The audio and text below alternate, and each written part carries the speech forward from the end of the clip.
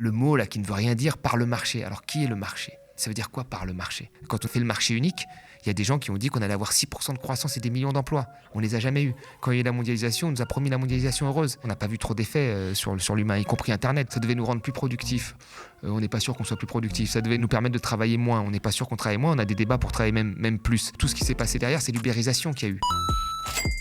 Bonjour tout le monde et bienvenue pour ce nouvel Instant Porcher. Je suis ravie de vous retrouver. L'Instant Porcher, c'est un petit moment qu'on se prend entre nous avec Thomas Porcher chaque semaine pour décrypter l'actualité car les discours sont politiques et les comprendre est une véritable arme démocratique. Je vous rappelle que le média ne dépend que de votre soutien, vos abonnements et vos dons. Rendez-vous sur soutenez.lemediatv.fr pour nous soutenir. Ce projet de télé libre et indépendante ne peut se faire sans vous et on arrive bientôt avec de nouvelles annonces, c'est promis. Au programme aujourd'hui, Emmanuel Macron à Rungis demande aux pétroliers de faire un effort.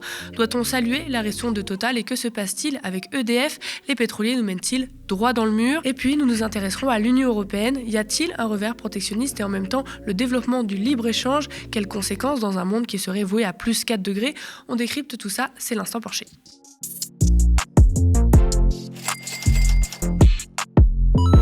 Nouvel épisode de Macron demande. Mardi dernier, le président de la République s'est rendu au marché national de Rungis pour expliquer aux travailleurs entre port de charges lourdes et travail dans le froid qu'ils devront le faire un peu plus longtemps. Et dans le même temps, Emmanuel Macron a demandé aux grands groupes pétroliers comme Total Energy un nouveau geste sur le prix du diesel en appelant à leur esprit de responsabilité. Patrick Pouyanné, PDG de Total, a répondu à l'appel. La mesure que nous annonçons, c'est que dans toutes les stations de Total Energy, en 2023, le diesel et l'essence ne dépasseront pas 1,99 €. Donc, à partir de ce mercredi 1er mars et dès le week-end dernier dans les stations d'autoroute, le litre de super ou de diesel ne dépassera pas 1,99 € chez Total Energy. Cette annonce intervient après une actualité dont on avait parlé dans l'Instant Porcher il y a 2 semaines. Le géant pétrolier avait annoncé avoir réalisé 19,5 milliards d'euros de profit en 2022, après déjà 17 milliards l'année d'avant. Et oui, l'inflation et la guerre en Ukraine ont été très bénéfiques pour certains. Un geste si généreux quand on sait que Total ne se gêne pas pour se gaver d'argent public et ne pas payer d'impôts en France, comme en 2019, 2020 et 2021. L'année dernière, les restons de Total à la pompe lui avaient coûté autour de 600 millions d'euros. Généreux aussi, quand on sait les scandales environnementaux et humains autour de Total, comme ces projets d'exploitation de champs gaziers en Afrique du Sud, qui sont des bombes écologiques pour les pêcheurs locaux et l'état de l'océan, ou encore cette construction du plus long oléoduc chauffé du monde en Ouganda, au milieu de réserves naturelles exceptionnelles, en Tanzanie aussi. D'ailleurs, à ce sujet, BNP Paribas est visé par le premier contentieux climatique au monde contre une banque.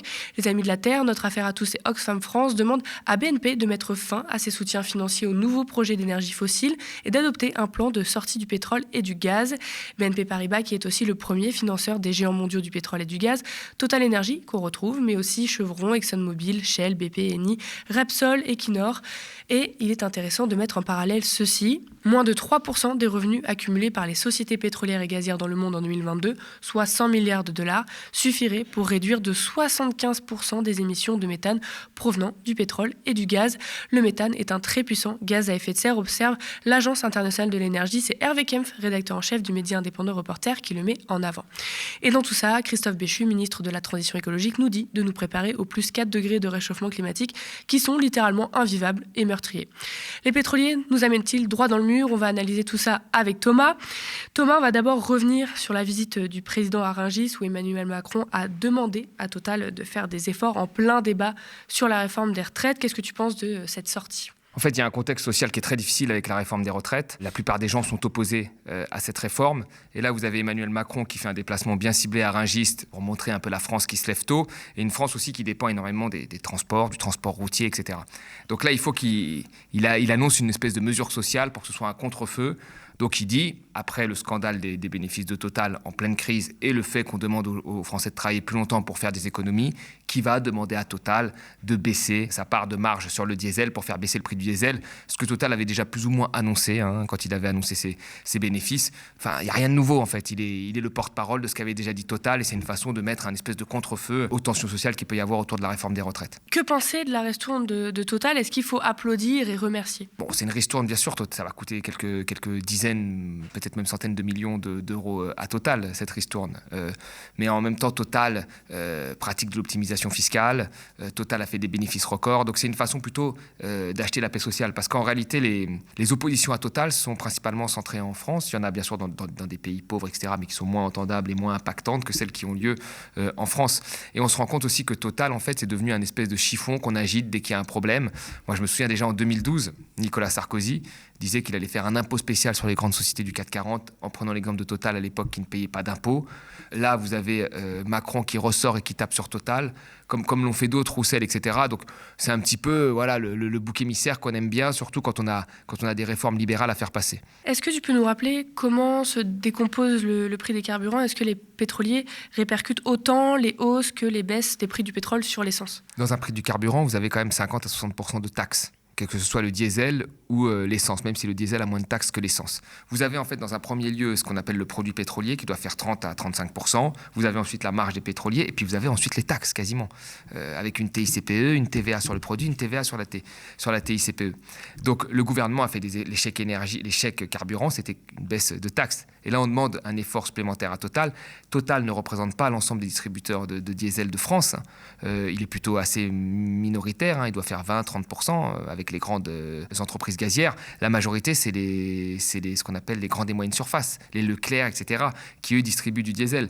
Donc, quand Total fait une remise, effectivement, il va perdre un petit peu d'argent, il va perdre quelques millions, ce qui est quand même beaucoup peut-être à la fin d'une année, mais sur l'ensemble des milliards, c'est pas énorme, et sur l'ensemble des baisses d'impôts, c'est pas énorme. Et puis, ça va toucher qu'une petite partie des Français, et pas l'ensemble des Français. Donc, il y a beaucoup d'effets d'annonce par le gouvernement quand on dit oui, on va baisser les prix du diesel. Après, il y a une autre question qui est importante, c'est cette question des répartitions. Est-ce que Total et les autres compagnies répercutent les baisses de pétrole aussi rapidement qu'elles répercutent les hausses ? Parce que là, parfois, on peut gagner quelques centimes, et ces quelques centimes font à la fin d'une journée plusieurs millions d'euros de bénéfices en plus. Et là, il faudrait surveiller ça, parce que là, les prix du pétrole diminuent. Et est-ce que les prix de l'essence diminuent autant que la baisse des prix du pétrole en prenant en compte le taux de change ? Ça, c'est des choses à surveiller. Il y a une autre séquence marquante autour de l'énergie. Fabien Roussel s'en est également pris à Total sur BFM RMC mercredi dernier. Il dit que Total vole EDF. On regarde. Oui, il y a des malhonnêtes, oui. Oui, il y a des malhonnêtes. C'est qui les malhonnêtes ? Total, M. Pouyanné, vole EDF, et les 20 milliards de bénéfices dont il fait, une grande partie vient des bénéfices qu'il tire du prix de l'électricité qu'il achète à bas prix à EDF. Donc, et EDF... qu'il revend à EDF entre 180 et 300 euros. Que vous nous dites. Oui, c'est du vol, du racket, ce qu'ils font. EDF vend de l'électricité à 42, 46 euros le mégawattheure à des fournisseurs privés, dont Total. Et Total revend cette électricité à 180, 200, 300, 400 euros aux gens, mais aussi à EDF. Parce que EDF n'a plus assez d'électricité, comme ils l'ont vendu, pour fournir aux gens. Et donc, EDF se retrouve à racheter à 300 euros de l'électricité qu'il a vendue 42, 46 euros à Total. C'est entre 6 à 8 milliards d'euros que Total a reçu de EDF, rien que par cette manipulation. On voit là Fabien Roussel en colère, qui dit 60 ans d'investissement public pour bâtir des barrages, des centrales. Aujourd'hui, tout ça est bradé et c'est le cartel des financiers, des énergéticiens qui se fait des montagnes d'or dessus. Et c'est nous qui payons. Et après, Macron demande un petit effort à Total et à nous de travailler plus longtemps, c'est ces mots. Qu'est-ce que tu en penses, toi, de cette séquence-là ? Il a raison, mais après, c'est là qu'il y a vraiment une connivence entre ceux qui nous ont gouvernés et les grandes entreprises. C'est en fait les anciens gouvernements qui ont mis ça en place avec la libéralisation des marchés de l'énergie, qui ont obligé EDF à vendre à un prix très faible à des concurrents pour créer un marché concurrentiel dont fait partie Total Énergie qui rachète de l'électricité à bas prix et puis ensuite peut le revendre plus cher et faire des marges. C'est dénonçable, il a raison de le dénoncer. Mais l'essentiel des bénéfices de Total repose sur la vente de produits gaziers et pétroliers qui ont un impact sur le réchauffement climatique. Donc là, en fait, il a raison de dire ça parce que c'est la critique de la libéralisation et de ceux qui en ont profité, dont Total Énergie. Donc on a quand même créé, il fallait quand même le faire, une structure où nos géants se concurrencent entre eux plutôt que d'être complémentaires, alors qu'ils ont été construits à la base pour être complémentaires.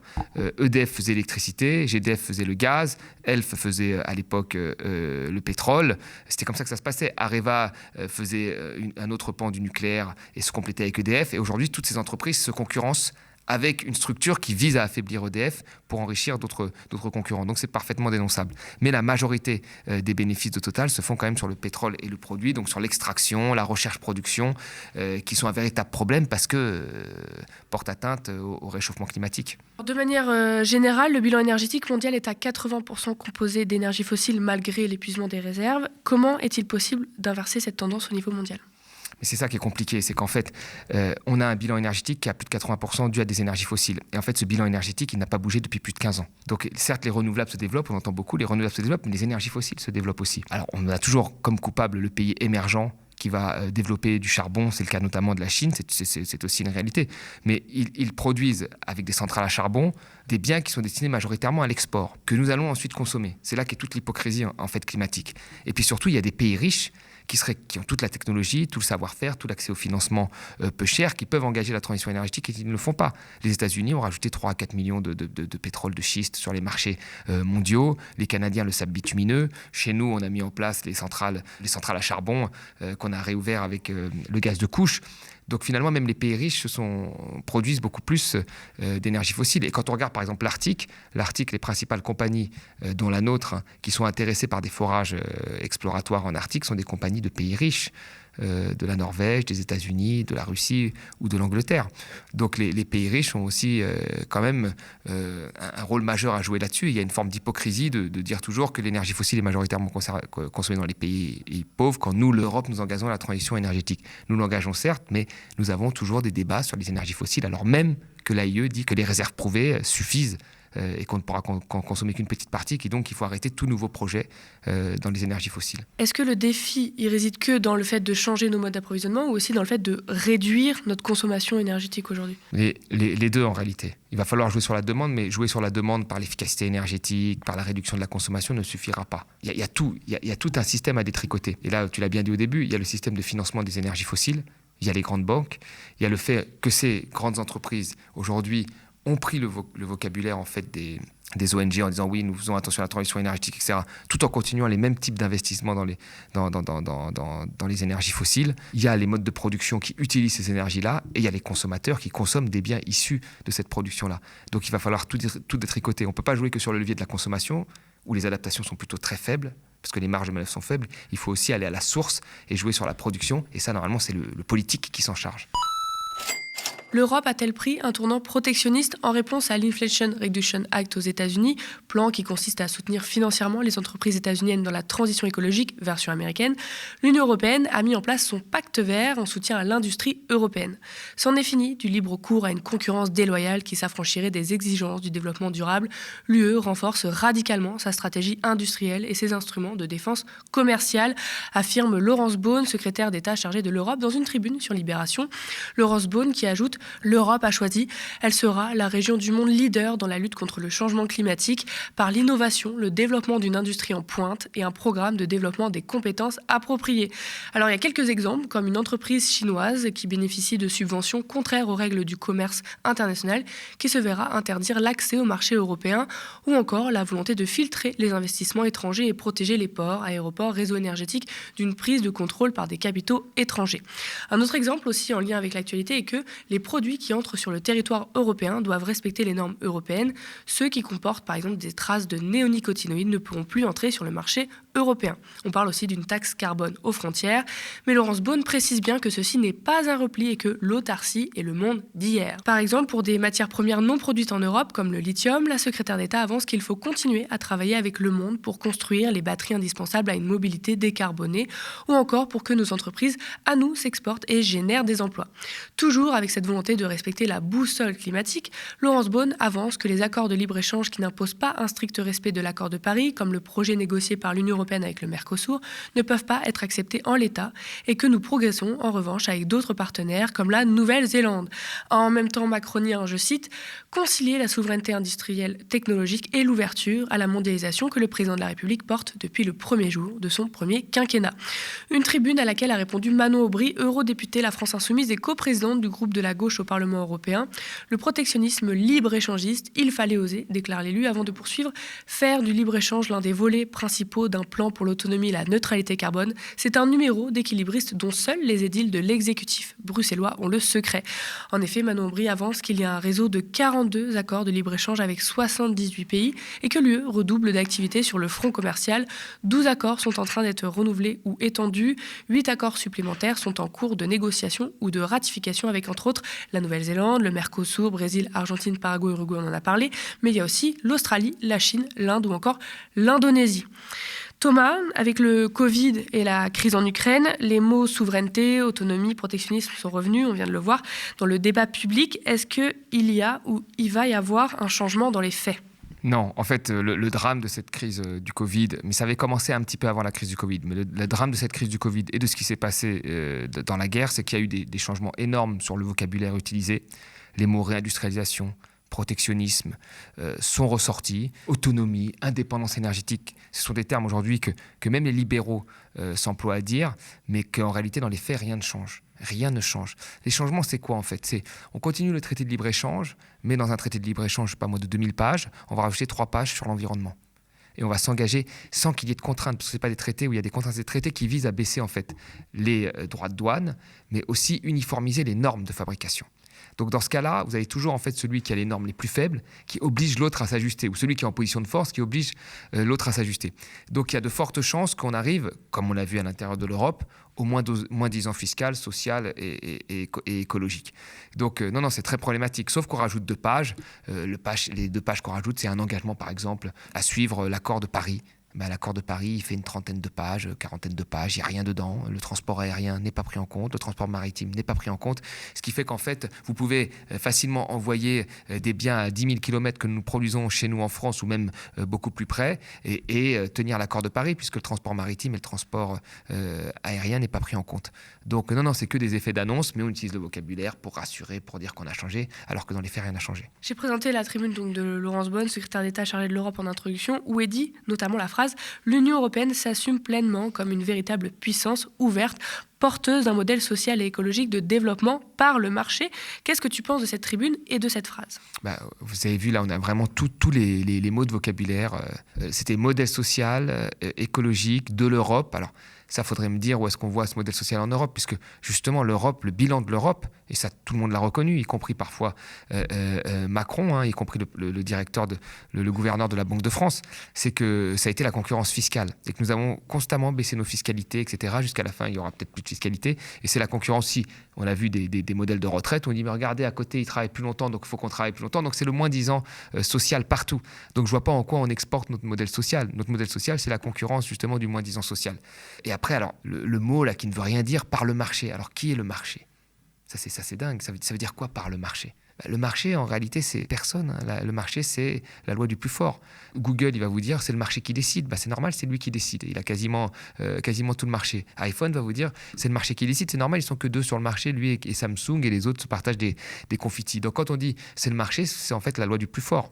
Et quand on fait un traité de libre-échange, par exemple, avec des États-Unis, bon, c'est en suspens, mais si on en faisait un avec les États-Unis, vous regardez, sur les 10 meilleures multinationales, il y en a 8 qui sont américaines. Donc, c'est elles, dans le marché, qui vont imposer aux Européens. Et à l'époque, quand on négociait ce traité qui a été arrêté, les premières fuites qu'il y avait montraient que les Américains étaient beaucoup plus en position de force et négociaient quand nous, on abattait toutes nos cartes et qu'on se laissait faire. Donc, non, ça ne veut rien dire, en fait. Tant qu'on fera des traités de libre-échange, ce sera le moins-disant social, le moins-disant fiscal. Et je vais vous dire, quand vous êtes sur un même terrain de jeu, on appelle ça en économie le level playing field, un même terrain de jeu, que vous avez la baisse des droits de douane, que vous avez l'uniformisation des normes, comment vous faites pour être plus compétitif ? C'est le travail. Il faut que le coût du travail soit moins cher. Voilà. Et donc, c'est toujours le travail qui va être la variable d'ajustement in fine. Donc, c'est des grandes phrases, mais concrètement, dans la vraie vie, c'est des impacts qui vont être très forts pour les populations. Alors, il y a une conception du développement qui soit durable ou social qui est discutable avec les mots innovation, technologie, la question des batteries ou encore que nos entreprises qui s'exportent génèrent des emplois. Qu'est-ce que tu penses de ces petits mots-là utilisés pour qualifier le développement ? Non, mais tout ça, c'est de la novlangue. C'est-à-dire qu'on te dit l'innovation sauvera le monde, l'innovation sauvera le climat, l'innovation va nous permettre de créer des millions d'emplois. En attendant, les innovations qu'on a eues, même récemment, on n'a pas vu trop d'effets sur l'humain, y compris Internet. Vous savez, il y avait un économiste qui disait « Internet est partout sauf dans les chiffres ». Ça devait nous rendre plus productifs. on n'est pas sûr qu'on soit plus productif. Ça devait nous permettre de travailler moins. On n'est pas sûr qu'on travaille moins. On a des débats pour travailler même plus. Ça devait nous amener plein de choses qu'on n'a pas vues. Et pourtant, c'est une innovation qu'on a considérée comme majeure, de rupture. Donc, il faut arrêter. En fait, derrière l'arrivée d'Internet et de tout ce qui s'est passé derrière, c'est l'ubérisation qu'il y a eu. Et donc, c'est une vraie régression en termes sociaux.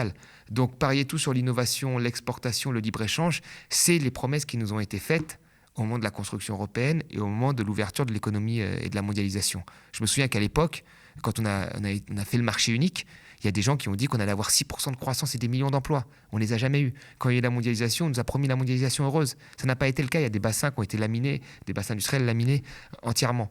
Donc il faut arrêter avec ce vocabulaire qui fait des promesses complètement folles, basées sur rien ou basées sur des modèles économiques qui ne représentent en rien la vraie vie. Il faut tirer des conséquences de ce qui a été fait. Et ce qui a été fait n'a pas été pour une partie de la population gagnant-gagnant. Pour une autre partie, oui, mais pour une autre partie, pas du tout. Et du coup, en conclusion, est-ce qu'on peut concilier libre-échange et climat ? Par exemple, il y a Laurence Boone qui le dit, le Mercosur en l'état n'est pas viable, donc on va négocier. Et c'est là que repose toute l'hypocrisie. En réalité, pas du tout. En fait, pour eux, justement, le fait de ne pas avoir ratifié le Mercosur parce qu'il y avait Bolsonaro qui refusait de signer quelques accords, je ne sais pas si c'était dû au climat, mais c'était dû peut-être à autre chose. Mais après, qu'est-ce qui va se passer une fois qu'on a un traité de libre-échange ? Qu'est-ce qui se passe ? En fait, au contraire, vous ne pouvez pas mener une politique de transition énergétique parce que vous avez des tribunaux arbitraux. C'est-à-dire que vous avez fait un contrat avec une compagnie pétrolière ou avec une compagnie gazière, et là demain vous décidez de limiter la consommation de gaz ou de pétrole dans votre propre pays, l'entreprise peut vous attaquer parce que vous avez changé les termes du contrat. Et et c'est des tribunaux supranationaux, c'est-à-dire que ce n'est pas le tribunal administratif français, c'est des tribunaux arbitraux qui se basent sur le principe que l'environnement économique, c'est-à-dire les règles du jeu de départ, ont changé. Or, la transition énergétique va amener à un nombre de règles du jeu qui vont changer, mais drastiquement. Donc, à partir du moment où vous signez un traité avec des pays, vous avez la clause des tribunaux arbitraux, qui sont des tribunaux commerciaux, qui se passent souvent aux États-Unis, et vous avez donc des chances que des compagnies les utilisent pour que les États payent des amendes en cas de changement des réglementations. Donc non, vous créez toutes les règles pour que le système ne change pas. Et d'ailleurs, le système n'a pas intérêt à changer parce que ceux qui sont derrière les lobbies à négocier et à pousser les gens à négocier le traité sont ceux qui sont gagnants sur le marché et qui ont envie de continuer à y gagner. En fait, quand on signe ça, on grave dans le marbre le business as usual comme on le connaît aujourd'hui. Sachez chez vous que cela fait déjà 5 mois que nous tenons le défi d'être diffusés en 24/7 sur YouTube et Dailymotion. Nous avons coutume de dire ils ont des milliards, mais nous sommes des millions. Qui dit information indépendante dit besoin de vous. Le média, votre média, ne dépend que de votre soutien, vos abonnements et vos dons. Pour être pérenne et tenir dans la durée, pour faire vivre toute l'équipe qui m'entoure et que vous ne voyez pas et qui travaille d'arrache-pied pour vous offrir de l'info indépendante, nous avons absolument besoin de vos abonnements à partir de 5 € par mois ou encore de dons réguliers pour ceux qui le peuvent. Rendez-vous sur soutenez.lemediatv.fr. Ce projet de télé libre et indépendante ne peut se faire sans vous. Et je l'ai dit, on arrive très vite avec des nouvelles. Chaque geste compte, alors vos j'aime, partages et pubs autour de vous sont également indispensables. Nous sommes ravis de décrypter l'actualité avec Thomas et vous chaque semaine. Merci de toujours nous suivre, pour tous vos commentaires et vos pouces en l'air sous la vidéo. Spectateurs, abonnés, donatrices et sociaux, je vous dis à la semaine prochaine.